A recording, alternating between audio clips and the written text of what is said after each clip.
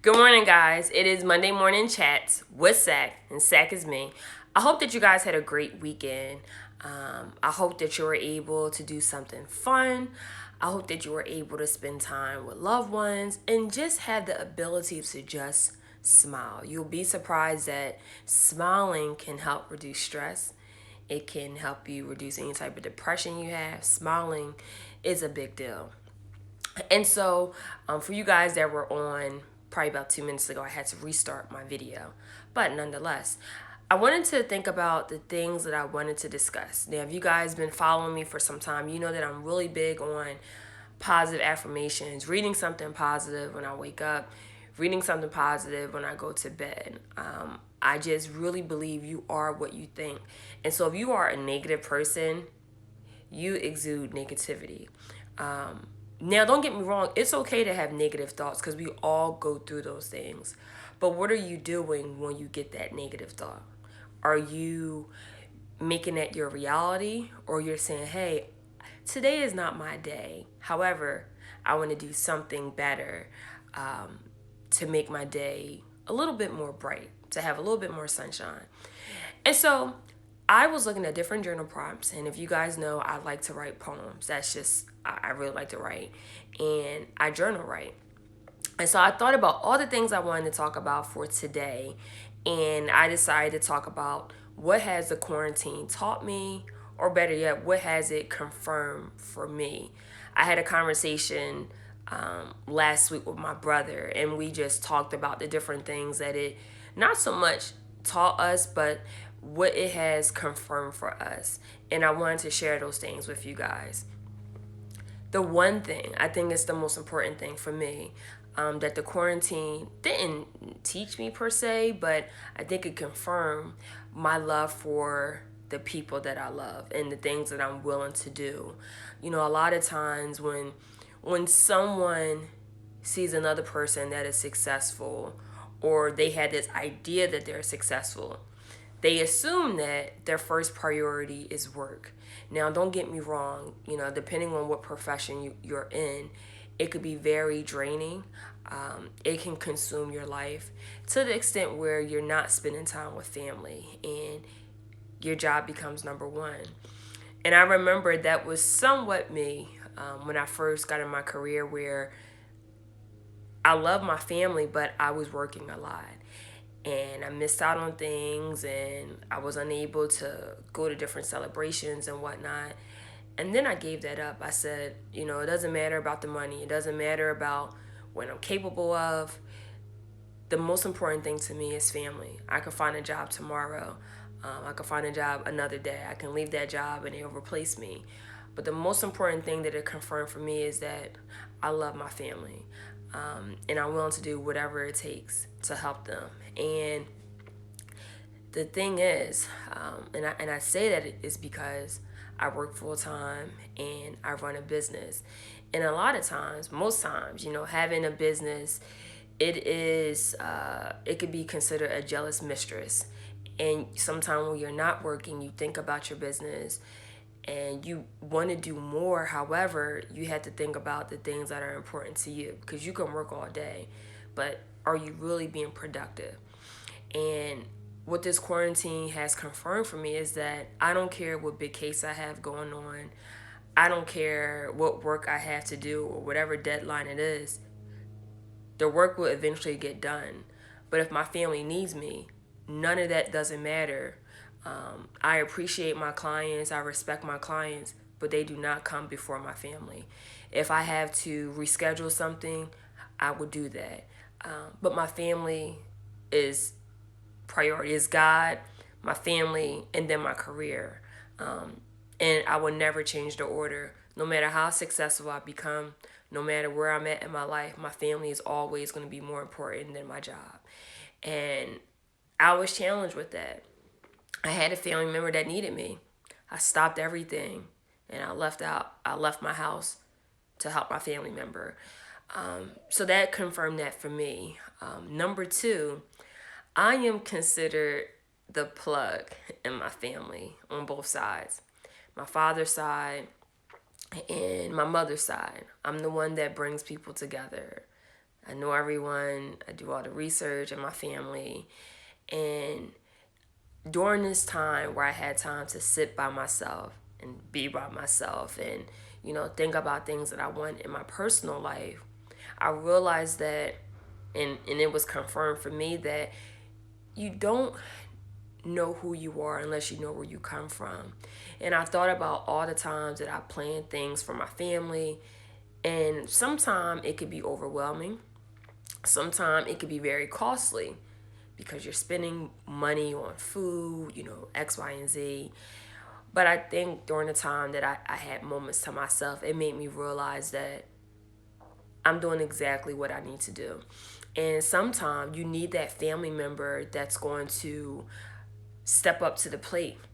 And it's a big job. And I think it's more important than me teaching, it's more important than me being a lawyer. One day when I have kids, I mean, it's one thing to talk to them about what it means to be successful, but it's also important to talk about our family dynamic and the importance of breaking generational curses and letting my future children know that, hey, I'm not the best parent, but I'm going to do the best that I can based on my own understanding. But when you have children, I want you to be better than me based on your own understanding in the times that you are living in. And so that is important to me. And so, yes, is it a big challenge? It is, but I'm willing to take that challenge and I'm willing to do that. And it made me realize the importance of forgiveness. When you are bringing family together, you think about people that haven't seen each other in a while. You think about people that hold grudges. You think about people that have, well, family members that have resentment towards each other. And where I step in is figuring out, how do I bring them together? How did I make them forget about the bad times and just focus on this moment? And is it a big task? Yeah, but I'm willing and I'm open to it, and I'm still doing it. 3, the importance of mental health. I mean, I can't stress this enough. I practice therapy tools. I'm all for therapy tools. I'm all for therapy in any fashion. And the one thing about this pandemic is that some people are by themselves. They are isolated from everything, just like everyone else. However, I think about the people that live by themselves and they are far away from family. And this can allow them to go into a deep depression. I had colleagues that will call me and talk to me about those things. And so learning the importance that although you're able to handle something, this can be something very hard for someone else to swallow. So although you're having a good day, and although you're able to smile, although you're able to wake up and work out, some people really don't have the energy to just get up. They just want to lay in bed all day. And you have to give people grace, because a lot of times when we go through things in life, you may be stronger than your friend. And you have to understand that when you are strong, don't assume that everyone else is strong. And just because people post videos on social media and they're trying to give you all this advice, it does not mean they're happy. I love doing Monday morning chats with Sat. However, I have good days, I have not so good days, but those not so good days, I'll always tell myself that this feeling will not last forever. This is only a temporary feeling. I am entitled to my feelings. If I'm sad about something, that's okay. Like, I'm entitled to feel this way.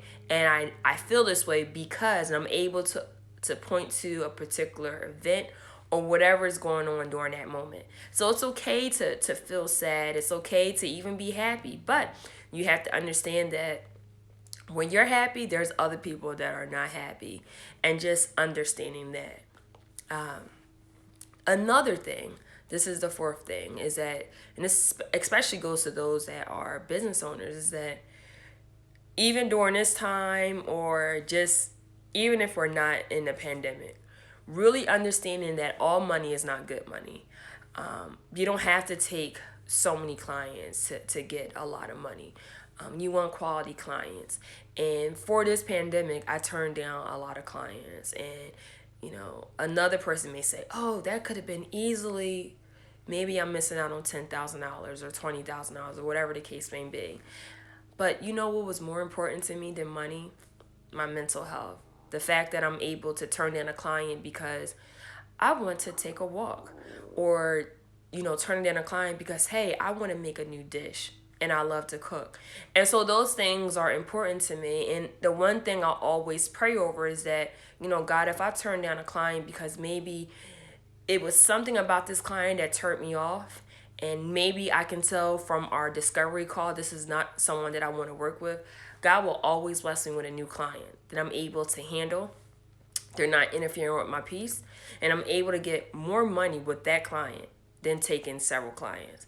And so I'll always say that prayer when I had to turn down a client, saying, God, you know my heart, you know my mind, you know exactly what I stand in need of.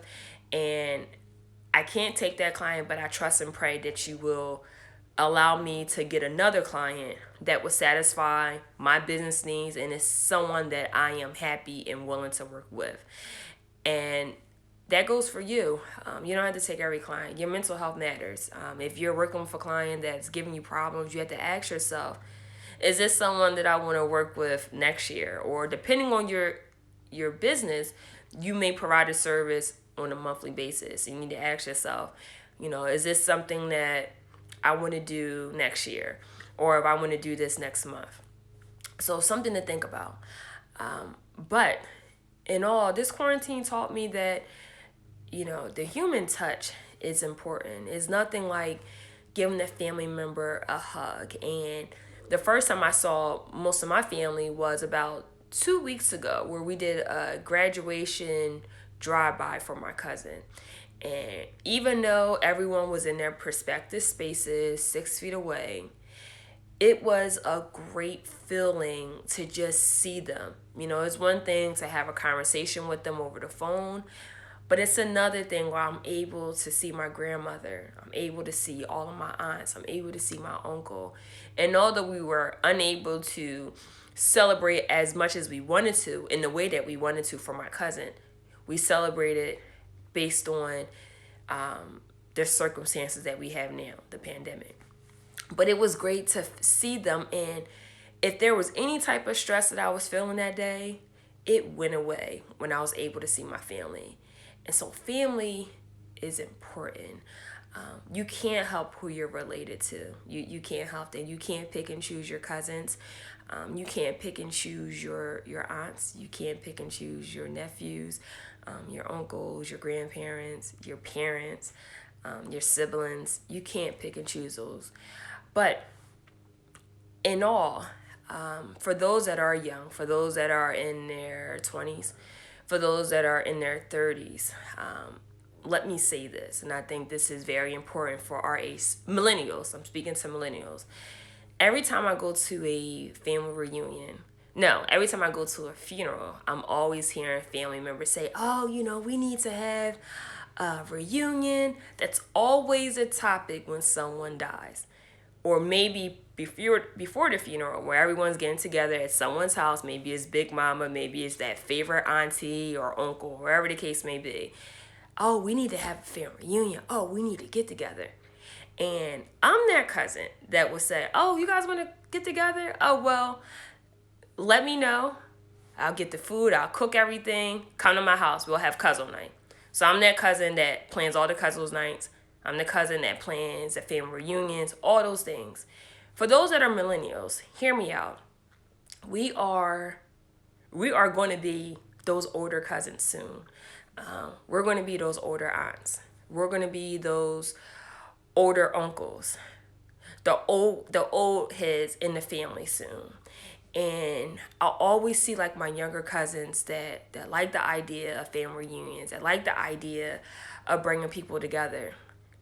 But it's just the idea. They're always talk and no action. And a lot of times people don't want to put the work in. And so I'm challenging you today, tomorrow, this new month, to do something for your family. Now, don't get me wrong, this is a pandemic and you're unable to be around people. But use this time to think about, what can I do to be around my family more? Being away from my family, it made me realize how much I love them so much. And I hate being away from them. I like to have events. I like to celebrate my cousins' accomplishments. whether it's graduation, whether it's a new job. I like to do those things because that's my way of bringing my family together. And so for you, if you realize that, hey, I really miss my family, I haven't seen them in a long time, and maybe you're in a family where you guys have not done a family reunion in years, or maybe you guys didn't do like a family picnic, maybe in your immediate family. You can start in your immediate family, but do that now. Don't wait till you're 50 years old and you say, Dag, I haven't been to a family reunion since I was 10. Be that cousin, be that uncle, be that aunt that starts it now. And yes, you may not have a lot of information now, but all you need is to start with your immediate family. Talk to your grandparents if they're still alive, and ask them, okay, where are my family from? Who's my aunts? Who's my uncles? And it's not about getting this best uncle or best aunt, best whatever award. It's based on not just you, but making sure that you have an understanding of your family so you can tell your kids. The reason why I bring my family together, it has nothing to do with me. Absolutely nothing with me. As much as I love my family, as much as I love my cousins, my aunts, it has nothing to do with me. It has something to do with my future children and their children. And I can tell them, hey, I know where my family's from. Not just my immediate family, but I know my grandparents and my great grandparents and my great great grandparents and my great great great grandparents because I did the work. I did research. I asked questions. I looked at pictures.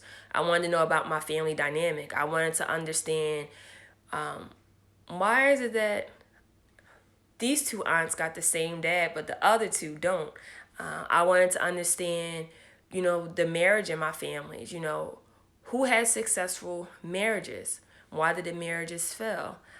Why did this one uncle have four girlfriends but then had a wife, or things of that sort? I wanted to understand those things, and then it made me understand their children. But I wanted to get to the root of everything. How was my great great grandparents' relationship? Were they even married? How did that affect their kids and their kids? Because if you really pay attention to a lot of things, is that the things that we do is learned behaviors. So if you are an alcoholic, or if you like to party, or whatever the case may be, that behavior didn't start with you. It started with a family member. And when you understand your family history, it makes you understand some of the things that you're doing. And then you make a conscious decision to say, I want to do something different. And that's called breaking the generational curse.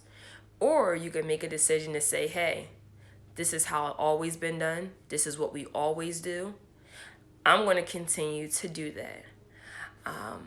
And that's when you realize that you can either break the dysfunction or you can add to the dysfunction. And I made a decision in 2014 to break the dysfunction, to break generational curses when I started my first family reunion.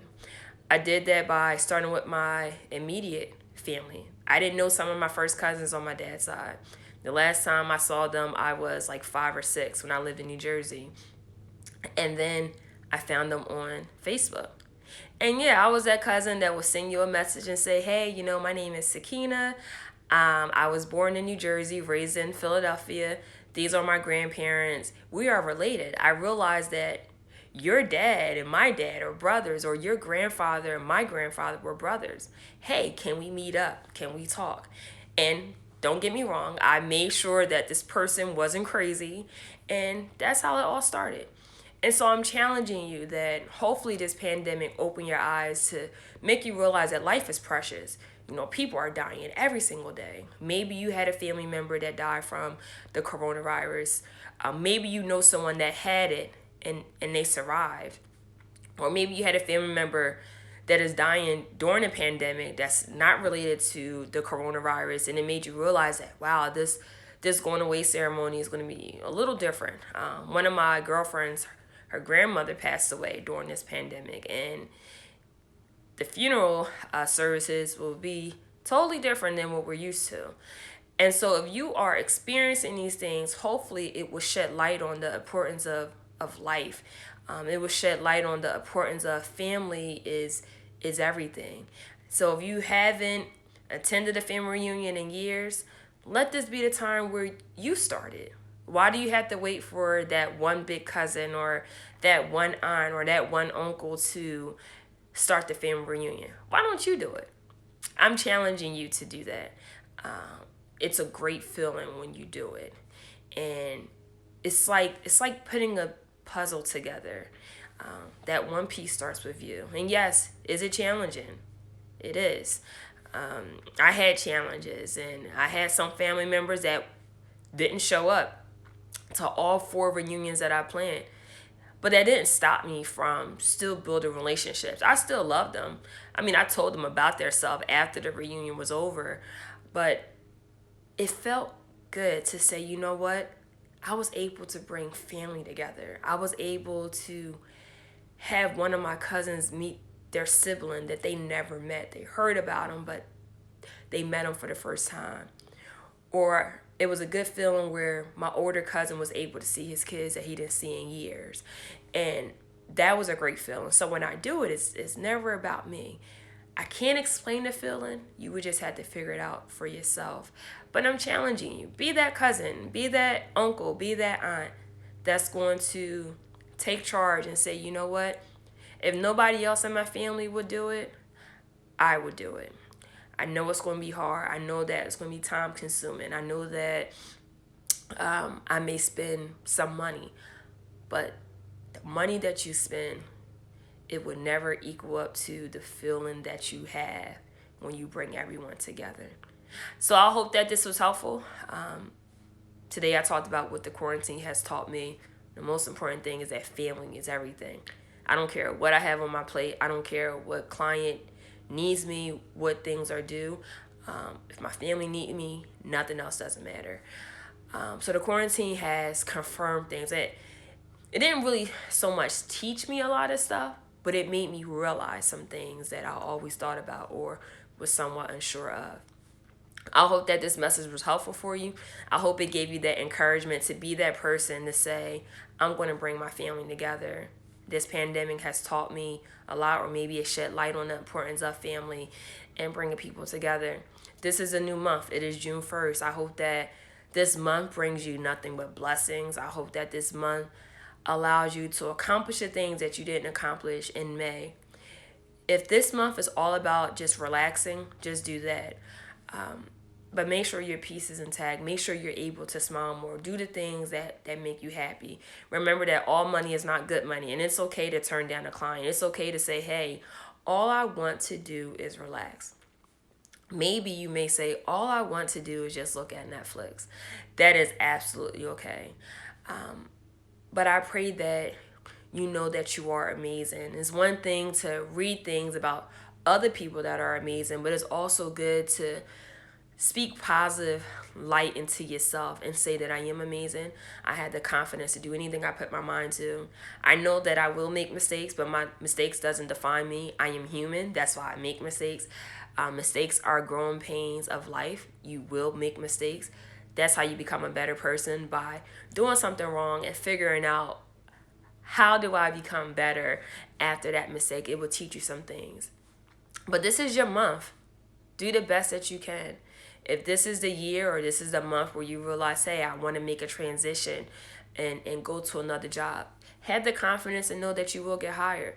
It's one thing to talk about finding a new job, but it's another thing about having the action and actually doing an application and following up and saying, this is what I want. Take charge of your life. You only have one life. Do the best that you can. Be around positive people. When you're around negative people all the time, it sucks the energy out of you. But be positive. Think positive. Know that it's okay not to be okay. Know that it's okay to have a bad day. We all had those things. But just never forget how amazing you are. I think we lose sight of that. And I don't care if it's a pandemic or not. You are great. You are amazing. And you could do anything that you put your mind to. And if you ever question your wonderfulness and how amazing you are, just think about the things you have already done. I think a lot of times we look at one thing that we did bad and we forget about all the great things we have ever done in our life. So you are amazing. You are great. You're going to do great things. June will be your month. I hope that this was very helpful. You guys take care. Have a great Monday. Have a fantastic week. And just know that you are possible. Take care, guys.